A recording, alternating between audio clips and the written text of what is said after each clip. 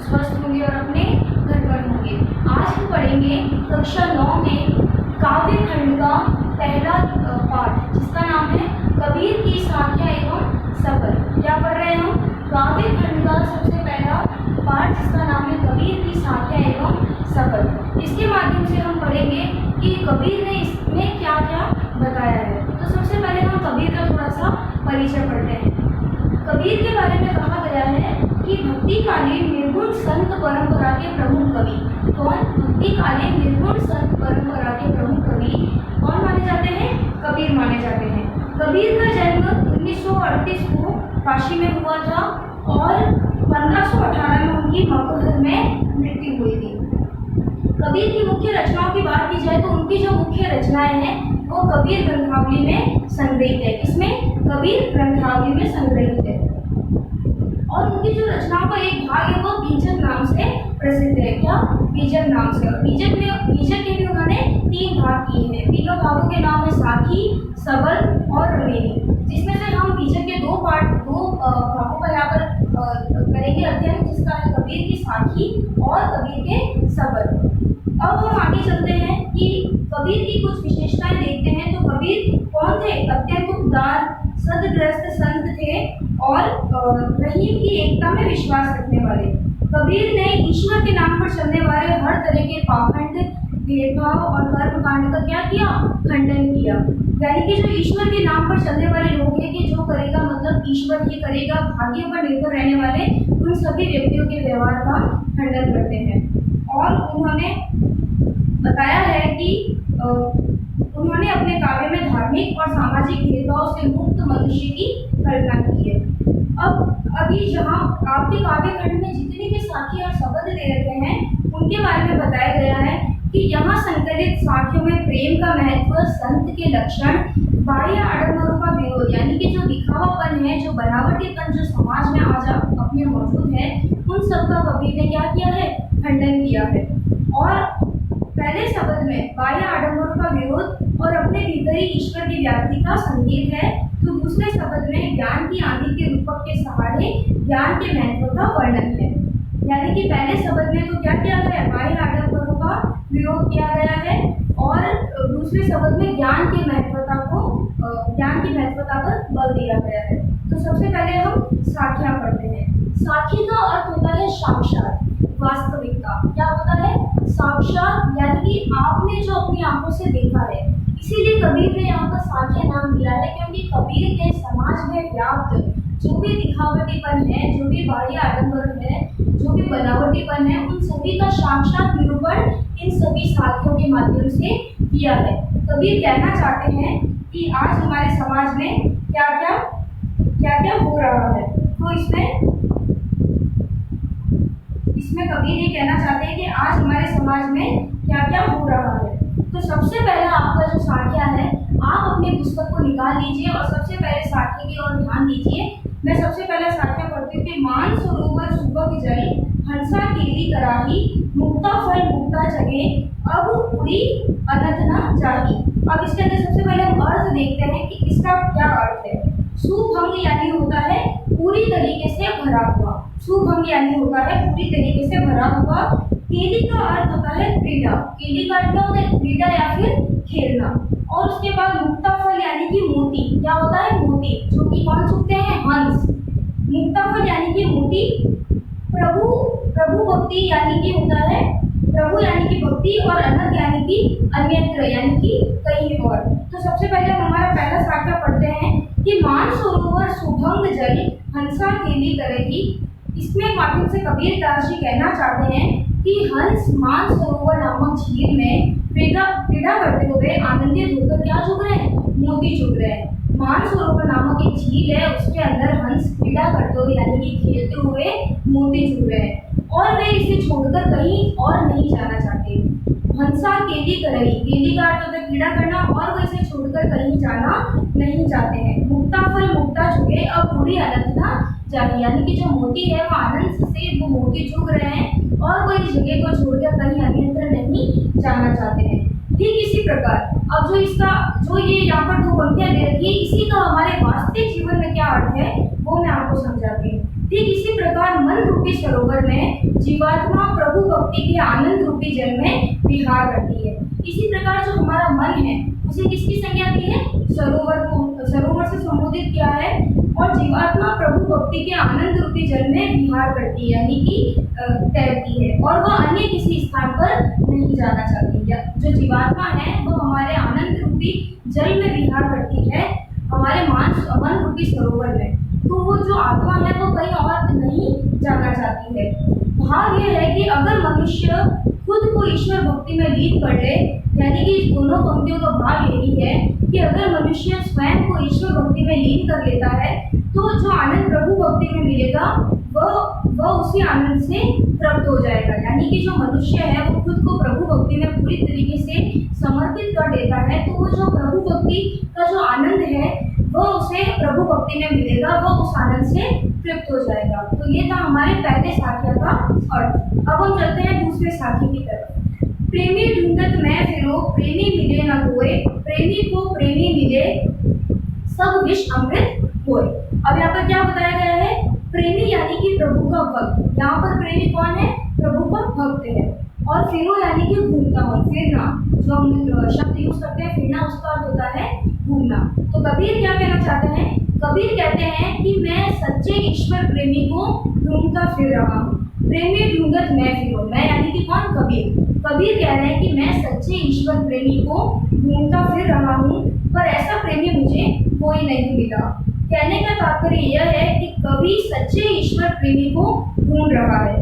ऐसा प्रेमी तब तक नहीं मिलता जब तक ढूंढने वाला भी ईश्वर का सच्चा प्रेमी ना हो। यानी कि जो कबीर है वह सच्चे ईश्वर को ढूंढ रहे हैं, और वो ऐसा ईश्वर तब तक नहीं मिलता जब तक उसे जो ढूंढने वाला है, जो ढूंढने वाला प्रेमी है, वह भी सच्चा ईश्वर प्रेमी ना हो।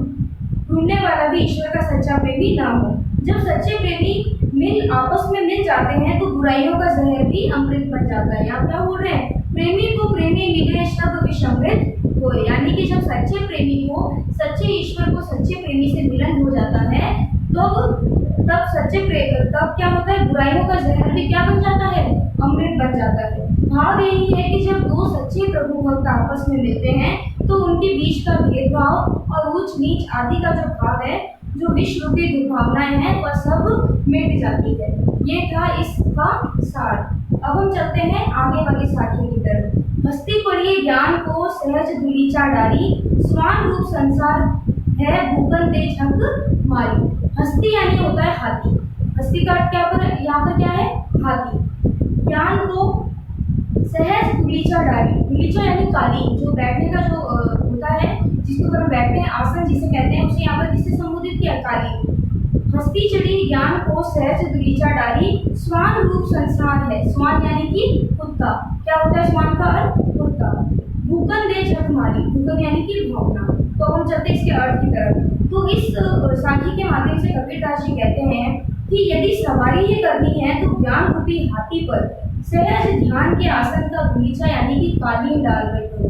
कबीर क्या कहते हैं कि अगर सवारी करनी ही है तो सहज ज्ञान रूपी हाथी पर सहज ध्यान के आसन का धुलीचा डाल के करो। और कुत्तों यानी कि व्यंग्य करने वाले, यहाँ पर कुत्तों को किससे संबोधित किया गया है?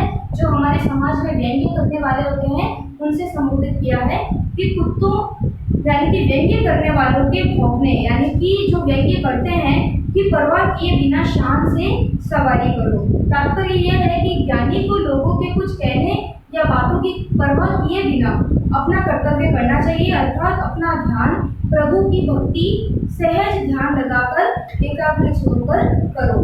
कबीर यही कहना चाहते हैं कि चाहे लोग संसार में कुछ भी बोले, आपको उन लोगों की तरफ, उनकी बातों की तरफ ध्यान नहीं देना है। आपको अपने कर्तव्य का पालन करते हुए अपने जीवन में अपने मार्ग और अपने लक्ष्य पर चलते जाना है।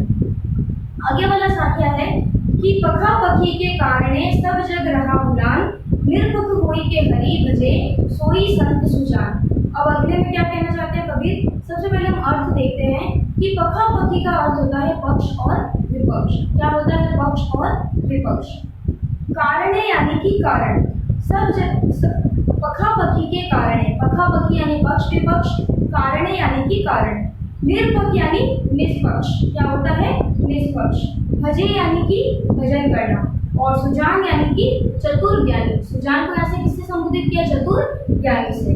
तो पक्ष और विपक्ष के चक्कर में पड़कर लोगों ने स्वयं को जातियां, संप्रदाय और धर्मों में बांट दिया है। पक्ष और विपक्ष के रहते हुए सभी लोगों ने हमें सबको अलग अलग प्रकार के धर्म, अलग अलग प्रकार की जाति और अलग अलग प्रकार के संप्रदायों में बांट दिया है और सांसारिकता में पढ़कर अपने जीवन में असली उद्देश्य से भटक गए। यानी कि जो अपना जीवन का जो उन्होंने असली उद्देश्य बनाया है, जिस मार्ग पर उन्हें चलना है और अपने लक्ष्य को प्राप्त करना है, उस मार्ग को भूल कर वे इन सभी धर्मों में, सांप्रदायिकता में और जातियों में बट गए हैं और इसी कारण से वह अपने लक्ष्य से भटक चुके हैं। कबीरदास जी कहना चाहते हैं कि जो निष्पक्ष भाव से तटस्थ रहते हुए, यानी कि अपना जो जीवन का लक्ष्य बनाया है उसी के मार्ग पर चलते हुए ईश्वर की भक्ति में लीन रहते हैं, वास्तव में ही वही संत और वही ज्ञानी है। ये था कबीरदास जी का इस वाक्य का अर्थ। अगला है, हिंदू हुआ राम कही मुसलमान खुदाई, कहे कबीर सो जीवता जे दूह के निकटी ना जाए। क्या कहना चाहते हैं कबीर? मुआ यानी कि मर गया। क्या होता है मुआ? यानी कि हिंदू मुआ राम कही। मुआ यानी कि मर गया, सो जीवता यानी कि वही जाता है, और दूह यानी दोनों। अब क्या कहते हैं कबीरदास जी? कहना चाहते हैं हिंदू हुआ राम कहिए मुसलमान खुदाई। हिंदू राम के नाम पर और मुसलमान खुदा के नाम पर लड़ते झगड़ते रहते हैं और इसी लड़ने झगड़ने के चक्कर में आपस में एक दूसरे को मार डालने तक की उनकी जो स्थिति है वह आ बनी है। हिंदू राम के नाम पर लड़ाई कर रहे हैं और मुसलमान अपने खुदा के नाम पर लड़ाई कर रहे हैं। कबीरदास जी कहते हैं कि इस संसार में वही जीवित रहता है जो जीने के लायक है, जो जीने के काबिल है, वही इस संसार में जीवित रहता है। जो इन दोनों के पास नहीं फटकता, अर्थात जो धर्म या जाति जैसे भेदभाव को नहीं मानता, उसी का जीना ही सार्थक है। यानी कि जो जीवन में इन सब को भूलकर, सब सांप्रदायिकता क्या है, जो धर्म क्या होता है, जातियाँ क्या होती है, मतलब कि जो इंसान ये मान के चले कि सभी जीवन में सब बराबर है, सभी जातियाँ एक है, किसी में भी भेदभाव नहीं होना चाहिए, वही अपने जीवन में आगे बढ़ रहा है। और जो इसमें भेदभाव में लगे हुए हैं, जो लड़ाई झगड़े में लगे हुए हैं, हिंदू कह रहे हैं राम हमारा, मुसलमान कह रहे हैं खुदा हमारा, तो इन सब में आपस में ये लड़ झगड़ कर मर रहे हैं, तो उसी का जीना ही सार्थक है। कहने का भाग यह है कि जो राम और खुदा दोनों को एक मानता है, वही ईश्वर का सच्चा भक्त है और अंत में मोक्ष को वही प्राप्त हो जाता है जो ईश्वर और खुदा को एक मानता है।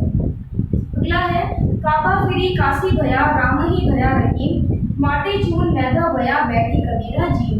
अब इसका अर्थ देखते हैं। काबा यानी कि मुसलमानों का एक तीर्थ स्थल है जिसका नाम है काबा। उसके बाद हम देखते हैं काशी, जो कि हिंदुओं का तीर्थ स्थल है। मोट चून यानी कि मोटा आटा, चून यानी कि आटा, मोट यानी कि मोटा आटा, बैठी यानी कि बैठकर, और जीन यानी कि भोजन करना। तो कबीरदास जी कहते हैं कि काबा ही काशी है और राम ही रहीम है। अब कबीर ने दोनों को समान मानते हुए कहा है कि काबा ही काशी है। जो काबा तीर्थ स्थल मुसलमानों का है उसी को काशी की संज्ञा दी है, और जो रहीम है वही राम है, ये कहना चाहते हैं। कहने का भाव यह है कि ईश्वर एक ही है। कबीरदास जी का कुल मिला के इस वाक्यों के माध्यम से यही कहना है कि ईश्वर एक ही है, इसमें किसी प्रकार का कोई भेदभाव नहीं है। जब ईश्वर हमें किसी प्रकार का कोई भेदभाव नहीं करते तो हम ईश्वर को क्यों बांट रहे हैं? ईश्वर एक ही है, उसके नाम भिन्न भिन्न है, यानी कि नाम अलग अलग होने से कुछ नहीं होता। इस संसार में सिर्फ एक ही है, वह है ईश्वर। उसके नाम अलग अलग होने से कुछ नहीं होता तथा उसकी उपासना के तरीके भी अलग अलग है। सभी को उसी ईश्वर का अंश मानने से जब एकता और समानता का विचार आ जाता है तो गेहूं का मोटा आटा भी मैदा बन जाता है। यानी कि जब ईश्वर का अंश मानने से जब एकता और समानता का विचार आ जाता है, हम सभी ये मान के चले कि हम सभी ईश्वर का ही अंश है। ना मैं हिंदू हूँ ना तू मुसलमान है, सब हम ईश्वर के ही अंश है। हम सभी को ईश्वर ने ही बनाया है, हमारा गुण एक है, हमारा बोलने का तरीका एक है। तो अगर ये समानता का विचार हम सभी में आ जाता है तो गेहूं का जो मोटा आटा है वो भी मैदे का रूप ले लेता है। कबीर जैसे साधक तभी भोजन कर सकते हैं, यानी कि तभी कबीर जैसे जो साधक है वो तभी भोजन कर सकते हैं जब गेहूं का मोटा आटा भी मैदा बन जाता है। यानी कि जब एकता और समानता का विचार आ जाता है, ईश्वर का ही मैं अंश हूँ और ईश्वर ने ही मुझे बनाया है, जब ये भावना लोगों में आ जाती है। अगला है, ऊंचे कुल क्या जन्मिया, करनी ऊंच न होए, सुगरन कलश सुरा भरा, साधु निंदा सोए। कबीरदास जी कह रहे हैं कि पहले हम अर्थ पढ़ते हैं कि ऊंचा कुल यानी कि ऊंचा खानदान, कुल यानी कि खानदान, जन्मिया यानी कि पैदा होना, करनी यानी कि कर्म, सुगरन यानी सोना, सुगरन क्या होता है सोना, कलश यानी कि कलश घड़ा, और सुरा यानी कि शराब, सुरा का अर्थ क्या होता है शराब, निंदा यानी कि बुराई करना, और सोई यानी कि उसकी यानी किसी और की बुराई करना। ऊंचे कुल में जन्म लेने से कोई ऊंचा नहीं कहलाता। कबीरदास जी कहना चाहते हैं कि अगर कोई ऊंचे परिवार में जन्म लेता है तो इससे वो ऊंचे खानदान का नहीं कहलाया जाएगा, जब तक कि उसमें व्यवहार ऊंचे नहीं हो। अगर उसकी सोच नीची है तो वो ऊंचे कुल में जन्मने से भी उसका किसी प्रकार का कोई लाभ नहीं है, समाज में वह नीचा ही कहलाएगा। ऊंचा अर्थात महान बनने के लिए तो ऊंचे कर्म भी करने पड़ते हैं। अगर व्यक्ति के कर्म ही अच्छे नहीं है तो उसका ऊंचे कुल में जन्मने का भी कोई फायदा नहीं होगा। इसमें कुल की कोई भूमिका नहीं होगी। जिस प्रकार शराब यदि सोने के कलश में रख दी जाए तो भी वह साधुओं के लिए पेय नहीं बन सकती, साधुजन उसकी निंदा ही करेंगे। ठीक उसी प्रकार ऊंचे कुल में जन्मे लोग यदि नीच कर्म करने वाले होंगे तो वे भी शराब की तरह निंदा के ही पात्र होंगे। कबीरदास जी यहाँ बहुत अच्छा उदाहरण दे रहे हैं कि अगर शराब को सोने के कलश में रख दिया जाए तो भी साधु उस शराब की निंदा ही करेंगे। यदि शराब सोने के कलश में पड़ी है तो साधु उसकी प्रशंसा नहीं करेंगे कि ये सोने के कलश में पड़ी है, तो भी उसकी साधुओं के द्वारा तो निंदा ही होगी।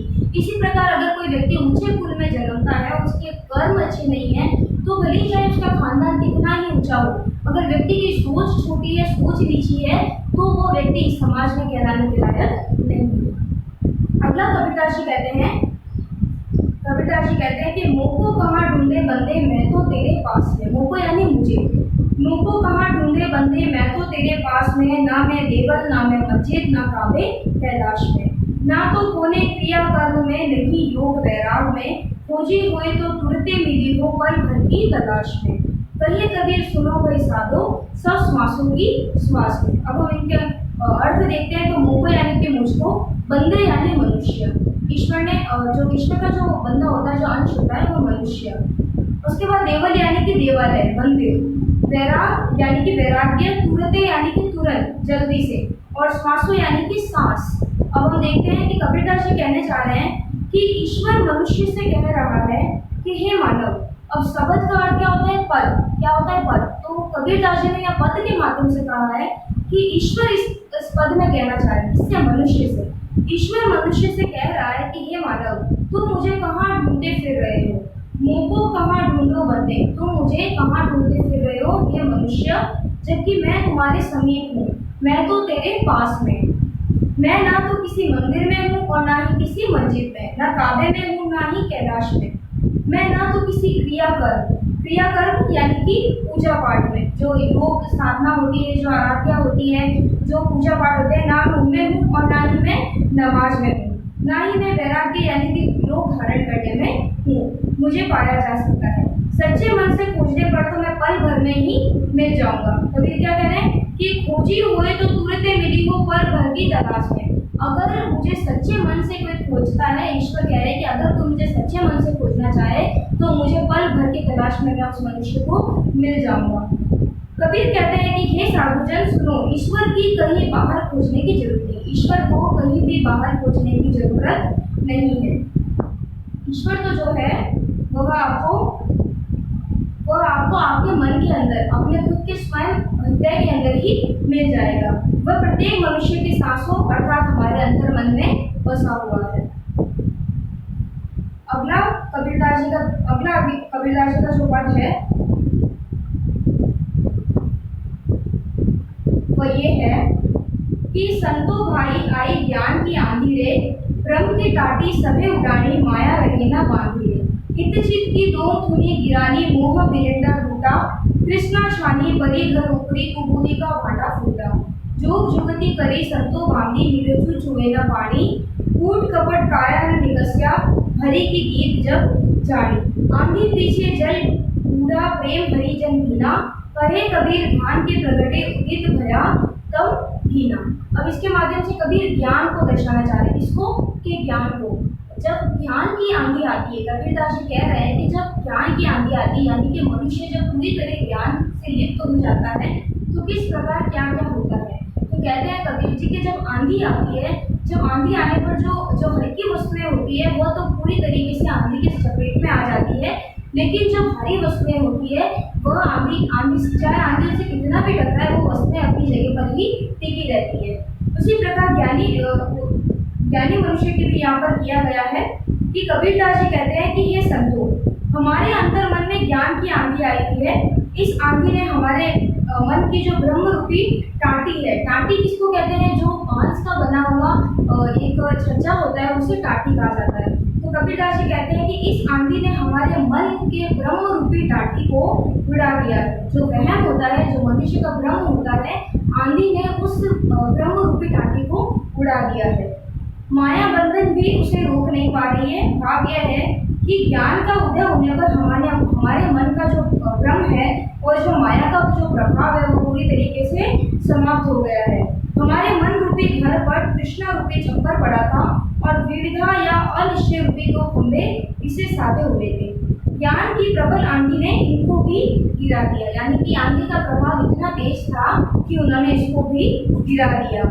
इससे इन खंभों पर टिकी हुई मोह रूपी बल्ली भी टूट गई है। बल्ली यानी कि जिससे टाटी को बांधा गया था, जो ब्रह्म रूपी इस बांस की जो टाटी से बांधा गया था वो भी पूरी तरीके से टूट गई है। भाव यह है कि ज्ञान उदय होने से पूरी तरीके से इस पद में ज्ञान को ही महत्वता दी गई है। और ज्ञान के बारे में बताते हुए कबीर जी आगे कह रहे हैं कि ज्ञान उदय होने से हमारे मन की विविधा और मोह भी नष्ट हो गया है।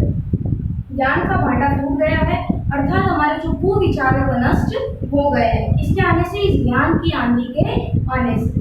हे संतो, अब की बार हमने हमारे घर पे संतोष रूपी नया छप्पर बड़े यत्न से ढका है, यानी कि अब हमने वहम को हमारा जो भ्रम है उसे आंधी उड़ाकर ले गई है और अब हमने संतोष रूपी हमारे घर को ढक लिया है। संतोष रूपी छज्जे से हमारे घर को पूरी तरीके से ढक दिया है और बांधा है। अब हम पूर्णतः निश्चित है, क्योंकि अब हम इसमें एक बूंद भी वर्षा का पानी नहीं टपक सकता। आंधी आने की जब जो वर्षा आती है वह भी जब जो वर्षा आती है जब पूरी तरीके से डुबा जाती है, तो उसी प्रकार जो भ्रम है वो पूरी तरीके से आंधी से नष्ट हो चुका है। अब हमने संतोष रूपी एक छज्जा बनाया है जिसके ऊपर वर्षा चाहे कितनी भी गिरे, वह संतोष रूपी छज्जा गिर नहीं सकता। वो संतोष रूपी छज्जे के अंदर से पानी उसके अंदर से टपक नहीं सकता।